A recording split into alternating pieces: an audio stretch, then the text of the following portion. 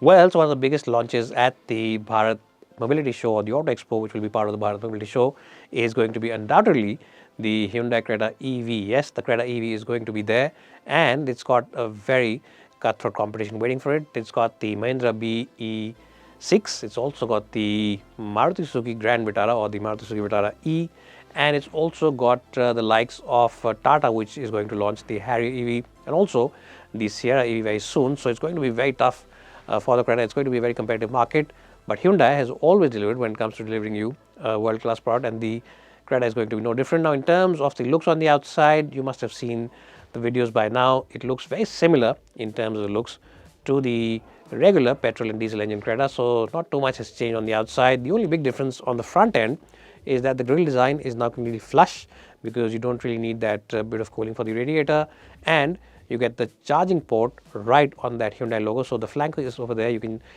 open it up and just put in your plug and charge this car. The lower part of the bumper also is slightly modified, because it gets a bumper which has aerodynamics in it. It gets a lot of cuts and air vents to allow the flow of air when speeds increase and the drivetrain needs a bit of cooling.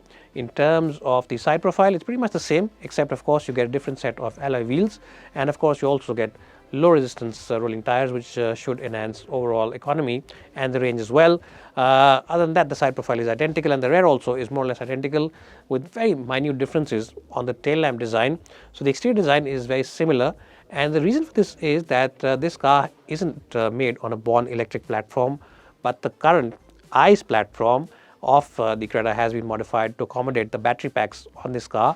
So it will be very important to see how that affects the overall weight, and also how it affects the overall backseat experience, because cars which are born electric have a skateboard kind of platform, and that gives them the edge in terms of the space at the back, which of course cars which are made on ICE platforms, EVs rather, which are converted to ICE platforms, don't really have that benefit.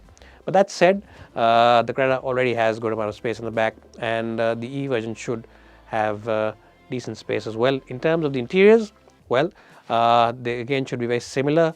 There should be small modifications on the digital clusters, so the same 10.2-inch screen should be there for the touch screen as well as for the driver's display, but they will of course have some changes specific for the EV design. You'll also get a completely floating type of design for the center console, which means that you'll get plenty of place to stretch your feet over there for both the passenger as well as the driver. And you of course will get ADAS features, which includes adaptive cruise control, blind spot assist, blind spot monitoring, hill descent assist, and a host of other features which should make it a very safe car. The panoramic sunroof, everybody's favorite feature, should be there as well, and you can expect some additional features on this car, like maybe you'll also get heated and cooled seats both in the front as well as the back. That's something that maybe you can expect over the ICE version of this car. Now, in terms of the pricing is going to be very competitive, because Hyundai is making this car over here only, and they're not importing. Most of the parts are made in India, so the pricing should be competitive, and it will undercut its main rival, the Vitara EV, by at least 2 to 3 lakh rupees. So the pricing should be around 20 lakh rupees and go till about 24-25 lakh rupees for the top of the line version of the Creta EV. The Vitara on the other end will be a little more expensive, because they're importing their battery pack from BYD, so that car will start at 24 lakh rupees and go all the way up to 28 lakh rupees for the four-wheel drive version.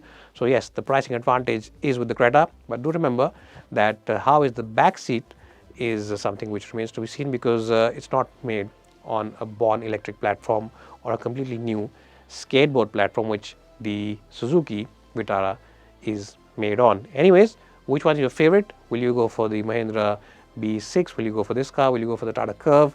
Will you go for the Grand Vitara or the Vitara EV? Or will you wait for Tata Sierra EV and the Tata Harrier EV to be launched? You can let us know in the comment section below. All these cars will be there display at the Auto Expo, which is at Bharat Mandapam. So you can of course check them out, and we'll also be there. So in case you bump into us, do say a hi to us, and also please do subscribe to this channel. Thanks guys so much for watching this video.